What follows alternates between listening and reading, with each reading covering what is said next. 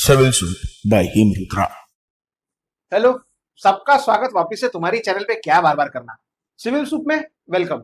मैं आया हूं सॉम यानी कि स्ट्रेंथ ऑफ मटेरियल, या तो तुम बोल सकते हैं मैकेनिक्स ऑफ स्ट्रक्चर, मॉस लेके। और आज है अपना लेक्चर नंबर 3। अगर तुमने पहले दो नहीं देखे ये सीरीज के, जाके पहला देखो, छोटे छोटे से है। पहला देखो जिसमें मैंने तुमको बता दिया था कि अपन ये सब्जेक्ट में करने क्या वाले हैं, बॉडी क्या रहती और कितने टाइप की बॉडी रहती। सेकंड लेक्चर में मैंने तुम्हारी पहली मुलाकात कराई थी सर आइजैक न्यूटन से, और फिर मैंने बोला था क्योंकि उनके स्टेटमेंट पर से, लॉ ऑफ मोशन पर से अपने को मिला है फोर्स का डेफिनेशन, इसलिए फोर्स को काहे में गिनते हैं, न्यूटन में। तो मैंने बताए थे फोर्सेस और उसके टाइप। आज लेक्चर 3 में मैं लेकर आया हूं कंसेप्ट जिसको बोलेंगे अपन स्ट्रेस, और देखेंगे उसके टाइप। अब अगर तुमको पिछला लेक्चर याद होगा, लेक्चर नंबर 2, बहुत अच्छा। नहीं याद होगा, जाके पहले वो देखना, फिर इधर आना। मैंने बोला था अभी तक के जो भी हुआ रिकैप बता रहा है शॉर्ट में, कि अपन ये पूरे सब्जेक्ट में लेने वाले एक आधी बॉडी के ऊपर अपन अप्लाई करेंगे फोर्स, और फिर करेंगे उस पर्टिकुलर बॉडी की स्टडी कि होता क्या है। जब मैंने ये चीज बता दी थी, फिर मैंने बोला था कि वैसे अगर आप देखेंगे तो बॉडी 3 टाइप की थी। पहला जिसको बोला था अपन ने रिजिड बॉडी, दूसरा जिसको बोला था अपन ने इलास्टिक बॉडी, और तीसरा जिसको बोला था अपन ने प्लास्टिक बॉडी। क्या थे रिजिड, क्या थी इलास्टिक, क्या थी प्लास्टिक, मैं ऐसा अब कंसिडर करके चल रहा है कि आपने वो लेक्चर्स देखे और आपको मालूम है। नहीं देखे तो मैं फिर बोल रहा जाके देखने का। अच्छा आगे सुनो, बॉडी के टाइप हो जाने के बाद अपन ने निकाल ली थी फोर्स की डेफिनेशन, और अपन ने बोला था फोर्स को गिनते काय में है, न्यूटन में। अब आप उसको फोर्स बोलो या तो उसको बोल लो लोड। लेकिन आज फोर्स के बाद मैं लेके आया टॉपिक स्ट्रेस। अब फोर्स के जो टाइप थे मैं बताऊंगा तब, जब मैं स्ट्रेस के टाइप बताने जाऊंगा। इसके पहले मैंने फोर्स जब एक्सप्लेन किया था, मैंने बताया था तुम लोगों को Newton's first law of motion. और आज का लेक्चर मैं स्टार्ट करने वाला हूं टॉपिक से जिसका नाम है Newton's third law of motion. Sir first के बाद डायरेक्ट थर्ड? हाँ भाई, जब जो चीज की नीड पड़ेगी मैं बताऊंगा ना। अब मैं सारी चीजें शेयर करने आया यार तुम्हारे साथ, तो मैं ऐसा करते हैं। देखो अपन ने पहले लॉ पर से निकाल लिया था फोर्स की डेफिनेशन, लेकिन आज क्योंकि मेरे को स्ट्रेस के अंदर डीप डाइव करना है कि स्ट्रेस है कहां, कहां से आया, क्या नहीं आया, तो मैं उसके पहले बता देना चाहता न्यूटन का थर्ड लॉ। मैंने बोला था ना 1687 में न्यूटन ने एक बुक लिखी थी, उसी में पहले 3 लॉज बता दिए थे, तो थर्ड लॉ भी उन्होंने बताया था। और मैं बताने जा रहा उस लॉ का स्टेटमेंट। क्या बोला था न्यूटन ने अपने उस लॉ में? उन्होंने कहा था कि every action has equal and opposite reaction. क्या था न्यूटन का थर्ड लॉ? हर एक्शन का इक्वल एंड अपोजिट रिएक्शन होता है। तो अगर मैंने तुमको कुछ बोला तो तुम मेरे को भी उतनी रिएक्शन से बोलेंगे। मैंने तुम्हारा आदर सम्मान किया, तुम भी मेरा आदर सम्मान करेंगे, है कि नहीं? तो अब दो मिनट ध्यान से सुनना। मैं ये लॉ इसलिए बता रहा क्योंकि यही लॉ पर से अपने को काहे के ऊपर जाना है, स्ट्रेस के ऊपर जाना है। इमेजिन कर लो कि मैंने एक कंसिडर कर ली बॉडी, ये है मेरी वो पर्टिकुलर बॉडी। अब इस बॉडी के ऊपर मैंने क्या किया, तो मैंने बराबर एक्सियल फोर्स अप्लाई किया पी का। कितने का फोर्स अप्लाई किया मैंने? पी का। बात सही है। 2 मिनट के लिए बोलता कि बॉडी की जो विड्थ है उसको बोलूंगा मैं बी, बॉडी का जो थिकनेस है उसको बोलूंगा मैं टी, और जो बॉडी की लेंथ है अभी के लिए उस लेंथ को बोल दूंगा मैं एल। जैसे ही मैंने फोर्स अप्लाई करना चालू किया, यानी कि मैंने क्या लगाई, एक एक्शन, क्या डेवलप होना चाहिए था? एक रिएक्शन। बात ये नहीं है कि रिएक्शन डेवलप होगा, वो तो होता ही है। अगर देखो मैंने अगर 5 स्टार जैसी चॉकलेट ली और मैंने उसको बीच में से तोड़ने की कोशिश की, एक तुमको देता है, एक मैं खाता, तो जैसे जैसे मैं खींचूंगा तो क्या होता है, वो बीच में से पतला होना चालू होता है और एक पॉइंट आता है कि जहां पे उसके 2 टुकड़े हो जाते हैं। लेकिन अगर यही चीज जो मैंने 5 स्टार के साथ की, मैं मेरे डस्टर के साथ करके देखता और मैं लगाता फोर्स, निकल रहा क्या वो? नहीं, क्योंकि ये पर्टिकुलर मटेरियल की रिएक्शन मेरे अप्लाइड फोर्स से ज्यादा है। तो वही है कि जैसे ही मैंने कोई एक बॉडी कंसिडर की, बॉडी के ऊपर लगाया फोर्स, तो बॉडी ने अंदर के अंदर क्या डेवलप कर लिया होगा? रिएक्शन डेवलप किया होगा। कैसा होता है रिएक्शन डेवलप? तो 2 मिनट के लिए यहां समझो, मैं अभी के लिए बॉडी के बीच में एक्सरे करने जा रहा। एक्सरे कैसा? तो यहां देखो, मैं इस तरीके से बॉडी का बीच का पार्ट तुम्हारे को बताता। इमेजिन करना कि बॉडी के अंदर है। जैसे ही मैंने फोर्स अप्लाई किया था, तो बॉडी का जो ये है पार्ट ए और पार्ट बी, इन दोनों ने आपस में डिसाइड किया यार बाहर से कोई अपने को खींच रहा, अपने को क्या लगाना है? अपने को लगाना है रिएक्शन। अब ध्यान से सुनना, इस तरीके के 2 पार्ट है बॉडी के। तो जैसे मैंने बाहर से फोर्स लगाया पी का, तो ए पार्ट ने बी को अट्रैक्ट करने की कोशिश की। अरे भाई पकड़ के रख, छोड़ मत, कोई तो भी अपने को खींच रहा, और बाप रे बाप कोई तो भी अपने को खींच रहा। और सेम जैसे ए ने बी के साथ किया, वैसा बी भी मेरे अप्लाइड फोर्स के खिलाफ क्या लगाएगा? तो वो भी एक लगाएगा रिएक्शन। वो भी बोलेगा भाऊ तू भी छोड़ मत, पता नहीं कौन है नस्ती जीवन में त्रास दे रहा और अपने को खींच रहा। क्या हुआ यहाँ पे? जैसे मैंने एक्शन लगाया, अंदर क्या डेवलप हो गई? एक रिएक्शन। लेकिन वो रिएक्शन ऐसी वैसी नहीं थी, वो रिएक्शन थी ऑपोजिट। तो अगर मैं इसको बाहर खींचता हूं तो रिएक्शन अंदर की तरफ लगेगी, अगर मैं इसको अंदर दबाता हूं तो रिएक्शन बाहर की तरफ जाएगी। ये तो चलो एक बात, लेकिन यही रिएक्शन को फिर टर्म दिया गया इंटरनल रेजिस्टिंग फोर्स। यही टर्म को क्या बोला गया? Internal resisting force. कहां डेवलप हुआ है वो फोर्स? पूरे पूरे क्रॉस सेक्शनल एरिया, इसको बोलते क्रॉस सेक्शनल एरिया, पूरा जो फेस है उसका। यही बना तुम्हारे स्ट्रेस का बेसिक डेफिनेशन। क्या है? अगर मेरे से कोई पूछेगा कि व्हाट इज स्ट्रेस, तो मैं बोल दूंगा स्ट्रेस क्या है? It is internal resisting force developed. और कैसा डेवलप हुआ है? पर यूनिट क्रॉस सेक्शनल एरिया। ऐसा इंटरनल रेजिस्टिंग फोर्स जो एक यूनिट क्रॉस सेक्शनल एरिया पे डेवलप हुआ है, ऐसे ही इंटरनल रेजिस्टिंग फोर्स को क्या बोलते हैं? स्ट्रेस। अब स्ट्रेस इंग्लिश में बोलो तो कौन से लेटर से चालू होता है? एस। लेकिन अगर आप ग्रीक लेटर्स की बात करेंगे तो एस को ग्रीक लेटर में कहा जाता है सिग्मा, और उसको लिखते इस प्रकार से, क्योंकि ग्रीक लेटर में अपन ने एस को लिखा सिग्मा, इसीलिए स्ट्रेस को भी काहे से डिनोट किया जाता है? सिग्मा से। क्या है सिग्मा का? अगर मैं डेफिनेशन से बनाने जा रहा तो सिग्मा तो बाद में, पहले मैं ऐसे लिखवा था। स्ट्रेस क्या है? डेफिनेशन अभी मैंने बताई, internal resisting force per unit cross sectional area. यानी कि मैं ऊपर लिख सकता internal resisting force upon cross sectional area. अरे बात सही है कि नहीं? मैंने ऐसे शॉर्ट फॉर्म में लिखा, तुमने मत लिखना, तुमने पूरा पूरा लिखना, या तो मैं सिखाने के लिए और टाइम बचाने के लिए कर रहा। स्ट्रेस को डिनोट किया मैंने सिग्मा से, इंटरनल रेजिस्टिंग फोर्स को भी वैसे रखता, internal resisting force upon cross sectional area. लेकिन मेरे को क्या करना है? मेरे को यहाँ पे फॉर्मूला तैयार करना है। अब वापिस से न्यूटन के लॉ को देखो, every action has equal and opposite reaction. Focus करना इस वर्ड पे। कौन से वर्ड पे? इक्वल। यानी जब मैंने बाहर से फोर्स लगाया होगा पी का, तो अंदर इक्वल रेजिस्टिंग फोर्स क्रिएट हुआ होगा। अगर बाहर का लगाया हुआ फोर्स और अंदर का फोर्स इक्वल है, तो इंटरनल रेजिस्टिंग फोर्स भी कितने का डेवलप हुआ होगा? पी का, है कि नहीं? इसीलिए अपन सिग्मा के फॉर्मूला में लिख सकते हैं इंटरनल रेजिस्टिंग फोर्स के जगह मैं लिख सकता अपना अप्लाइड फोर्स, जो मैंने अप्लाई किया। क्यों? क्योंकि जितना अप्लाइड फोर्स उतना ही रेजिस्टेंस आया है, अपॉन क्रॉस सेक्शनल एरिया। और यही से मिल जाता मुझे सिग्मा, यानी इस सब्जेक्ट का पहला फॉर्मूला। क्या है फॉर्मूला? अप्लाइड फोर्स को बोला मैंने पी, ये देखो मैंने पी का ही फोर्स लगाया था, अपॉन क्रॉस सेक्शनल एरिया को अभी के लिए बोल देता मैं ए। तो ये मिला मुझे सिग्मा का फॉर्मूला। सिग्मा यानी कि स्ट्रेस। तो क्या है stress? It is nothing but internal resisting force developed per unit cross sectional area. अगर internal resisting force per unit area develop हुआ है, तो अपन ने फॉर्मूले में लिखा stress is equal to internal resisting force upon area, यानी कि sigma is equal to IRF upon cross sectional area. अभी वही इंटरनल रेजिस्टिंग फोर्स। हाँ, अब वो फोर्स कैसा रहने वाला था? इक्वल, क्योंकि हर एक्शन को इक्वल रिएक्शन रहता। तो अगर मैंने बाहर से अप्लाई किया है फोर्स पी, तो रिएक्शन भी कितने का? इंटरनल रेजिस्टिंग फोर्स भी कितने का लगाऊंगा? पी।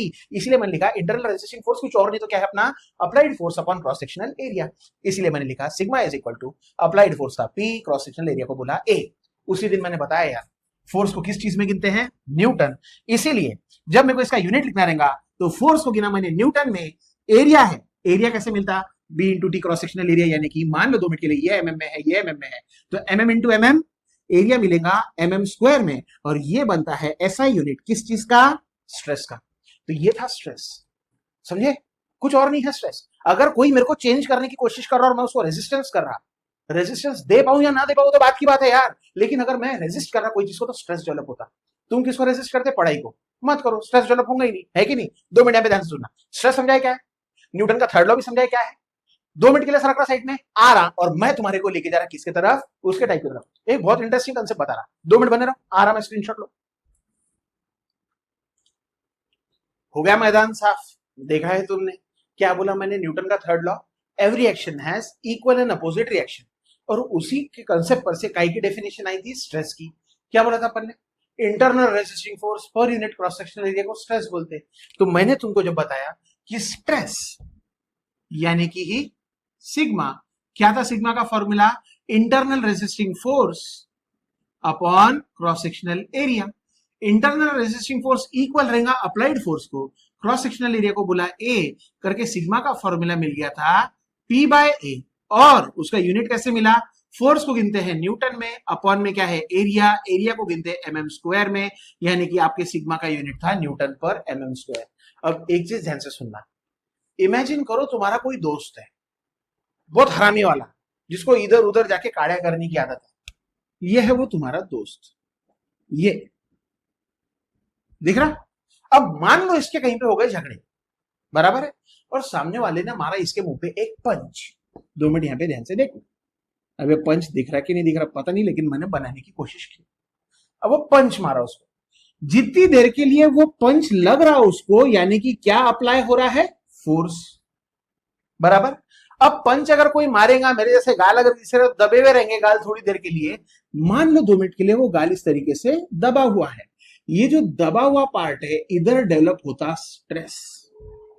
क्या डेवलप होता, स्ट्रेस। और मान लो अगले दिन वो तुमको मिलता है, तुमने बोला अबे ये क्या होगा तेरे को, काय पर से पहचाना तुमने, जो उसका मुंह पहले ऐसा नॉर्मल था, अब वो वैसा नॉर्मल ना रहके यहां पे आ जाएंगी थोड़ी सी सूजन, बराबर है। तो ये जो चेंज इन डायमेंशन हुआ, इस डायमेंशन को बोलेंगे अपन आगे जाके स्ट्रेन। तो पहले क्या लगा, फोर्स, फोर्स की वजह से क्या डेवलप हुए, स्ट्रेस, और उसके बाद ही बॉडी ने क्या दिखाया, स्ट्रेन दिखाया, बराबर है। अब ये सीक्वेंस हमेशा याद रखना, सबसे पहले क्या लगेगा बॉडी के ऊपर, फोर्स, फोर्स की वजह से क्या क्रिएट होंगे, स्ट्रेस, और स्ट्रेस की वजह से क्या क्रिएट होंगे तुम्हारे स्ट्रेन्स। सर ये क्यों बताया तुमने, बताता मैं, लेकिन 2 मिनट यहां पे सुनो। अगर तुमको स्ट्रेस मालूम है, मैं सीधा बिना टॉपिक से हटके तुम्हारे को लेके जाता टाइप्स ऑफ स्ट्रेस पे। कितने टाइप के स्ट्रेस है, तो मैंने तुमको क्या बोला, फोर्स की वजह से क्या क्रिएट हुए, स्ट्रेस। फोर्स का टाइप मैंने लेक्चर 2 में बताया, नहीं देखा तो जाके देखो, देखा है तो शॉर्ट में तो मैं बता ही सकता 2 मिनट में। मैंने बोला था, जब मैंने देखा था फोर्स के टाइप्स, तो मैंने बोला था फोर्स 3 टाइप का रह सकता है। कौन से 3 टाइप का, एक जो एक्सिस पे लगता उसको बोलते अपन डायरेक्ट लोड या तो एक्सियल लोड, दूसरा जिसको बोलते अपन इसेंट्रिक लोड, जो एक्सिस पे नहीं लग रहा, थोड़ा साइड में लग रहा, और तीसरा जिसको बोलते अपन शियर फोर्स, बराबर है, जो टेंजेंशियली मूव करना चाहता मेरी बॉडी को। डायरेक्ट लोड आगे जाके 2 टाइप का था, कितने टाइप का रे, टेंसाइल स्ट्रेस, टेंसाइल लोड, या तो तुम उसको बोल सकते दूसरा टाइप था कॉम्प्रेसिव लोड। सर ये फोर्स के पास क्यों जा रहे हैं, अपन तो टाइप ऑफ स्ट्रेस देख रहे हैं ना, बहुत स्ट्रेस किसका बेटा है, फोर्स का, तो जैसे फोर्स वैसी क्या रहने वाले हैं, स्ट्रेस। तो स्ट्रेस के भी वही टाइप है। अगर मैं से पूछेंगे कितने टाइप के स्ट्रेस है, तो देखो मैं क्या लिखता, मैं लिखूंगा स्ट्रेस भी 3 टाइप का है। क्या है वो 3 टाइप, डायरेक्ट लोड की वजह से क्रिएट होने वाले स्ट्रेसेस को बोलेंगे अपन डायरेक्ट स्ट्रेसेस, या तो इसी को बोलेंगे अपन एक्सियल स्ट्रेसेस। इसेंट्रिक लोड के लिए मैंने नॉन डस्ट रबर का एग्जांपल दिया था, मैंने बोला था इमेजिन कर लो एक नॉन डस्ट का लंबा वाला रबर है, और अगर उस रबर को मैंने साइड में ऐसा प्रेस किया, तो वो कॉम्प्रेस तो बाद में होगा, लेकिन पहले क्या हो जाएगा, बेंड। सेंटर पे लगा था क्या लोड, नहीं, इसेंट्रिसिटी पे लगा था। तो इसेंट्रिक लोड के वजह से जो स्ट्रेस क्रिएट होते, या तो तुम उनको बोल सकते इसेंट्रिक स्ट्रेसेस, या तो इसी को बोलेंगे अपन अपने बेंडिंग स्ट्रेसेस। तो कितने टाइप के स्ट्रेस हो गए अभी तक के, 2। डायरेक्ट लोड की वजह से क्रिएट होने वाले को बोलते हैं डायरेक्ट स्ट्रेस, इसेंट्रिक लोड की वजह से क्रिएट वाले होने को बोलते हैं इसेंट्रिक, या तो बेंडिंग स्ट्रेस। लास्ट क्या है, शियर फोर्स। अब तो मालूम ही होगा, शियर फोर्स की वजह से क्रिएट होने वाले स्ट्रेसेस को कहेंगे shear stress. Sir direct force 2 type का था, स्ट्रेस भी वही, अरे जैसा बाप वैसा बेटा, इधर देखो। तो डायरेक्ट स्ट्रेस भी आगे जाके 2 टाइप का रह सकता, और क्या है वो 2 टाइप, एक जिसको बोलेंगे अपन टेंसाइल स्ट्रेस, और दूसरा जिसको बोलेंगे अपन कॉम्प्रेसिव स्ट्रेस। अब डेफिनेशन सुन लो, क्या थी डेफिनेशन डायरेक्ट लोड की, एक्सियल लोड की, मैंने लेक्चर नंबर 2 में बताया, the force which acts on the axis of body. तो इसकी डेफिनेशन क्या होगी, force which acts on the axis of body and the stresses so developed are called as direct stresses. The force which does not act on the axis of body but creates bending are called as bending stresses. The stresses developed due to shear force are called as shear stresses. एक एक line ध्यान से सुनना, पीछे ले लेके देखना, pause कर करके देखना, लिखना। क्या बोला मैंने, the stresses created due to shear force are called as shear stresses. अब टेंसाइल और कॉम्प्रेसिव लोड की तो डेफिनेशन मैंने बताई थी, कि मान लो कोई एक आधी बॉडी है, अगर इस बॉडी के ऊपर मैंने इस तरीके से दो पुल फोर्सेस लगाए, कौन से फोर्सेस? पुल, तो क्या क्रिएट होगा? Tensile load, and the stresses so developed are called as tensile stresses. वहीं पे कॉम्प्रेसिव लोड अगर आप पूछेंगे तो कॉम्प्रेसिव लोड क्या रहता? तो वापस से वैसे एक बॉडी लिया, लेकिन इस बार पुल ना लगा के मैंने क्या किया? अंदर की तरफ एरो रखे, यानी कि दोनों तरफ से मैंने क्या लगाया? पुश फोर्सेस लगाए। So when two equal push forces are applied on a body, it creates compressive load and the stresses so created are called as compressive stresses। ये है स्ट्रेस और उसके टाइप। एक सीक्वेंस हमेशा याद रखना। नेक्स्ट लेक्चर में जब मैं स्ट्रेन लेके आऊंगा ना, तब भी याद रखना कि पहले क्या लगता? फोर्स, उसकी वजह से क्या क्रिएट होते हैं? स्ट्रेस, और उसी की वजह से क्या क्रिएट होगा? स्ट्रेन। क्या एग्जांपल दिया था मैंने? वापिस बना के बता रहा, भूलना नहीं। तुम्हारा दोस्त था, अरे बराबर है कि नहीं? जब उसको पंच लगा तो वो पंच के वजह से वो टाइम पीरियड के लिए अपन बोलेंगे क्या लगा उसके ऊपर? फोर्स। फोर्स के टाइम पे जो उसका गाल अंदर दबा हुआ था वही क्या है? तुम्हारे स्ट्रेस। अगले दिन जब वो मिला तो वहां पे तुम्हारे को हल्की सी नॉर्मल से ज्यादा सूजन दिखी, यानी कि क्या दिखा? स्ट्रेन दिखा। यानी कि पहले लगेगा फोर्स, उसकी वजह से क्रिएट होंगे स्ट्रेस, और उसके बाद ही क्या देखने मिलेगा? स्ट्रेन। मैं मालूम है ये क्यों बता रहा बार बार, ताकि तुमको नेक्स्ट लेक्चर में तकलीफ ना जाए। आज का यहां पे मैं करता लेक्चर एंड। तुम्हारा काम है रिवाइज करना, देखते रहना, एक बार लिख के देखना। अब जैसा मैं थ्योरी लिखता हूं वैसा मत लिखो। हाँ, माइंड मैपिंग बोलते हैं उसको। आप अपने रजिस्टर में लिख के प्रैक्टिस कर सकते हैं, याद हो सकता, लेकिन मेरी सलाह मानेंगे तो स्टेटमेंट्स फॉर्म करना। डेफिनेशन मैंने बताई है, आप भी लिख के देखना। और कहीं कुछ डाउट आता है, तुम्हारा ही चैनल है यार, सिविल सुप है किसके लिए? एकदम सिंपल भाषा में तुम्हारे को चीजें समझा रहा। कोई चीज नहीं समझ में आती तो नीचे कमेंट सेक्शन है, जाने का, बोलने का, पढ़ने का। हट रहा मैं 2 मिनट के लिए चालू रखूंगा वीडियो। तुमने क्या करने का? तुमने इसका स्क्रीनशॉट लेने का, लिख के करने का प्रैक्टिस, नेक्स्ट लेक्चर में आने का। क्योंकि मैं फोर्स हो गया था लेक्चर 2 में, स्ट्रेस लिया लेक्चर 3 में, अगली बार क्या लेके आ जाऊंगा? स्ट्रेन। मिलते, कीप स्टडीइंग।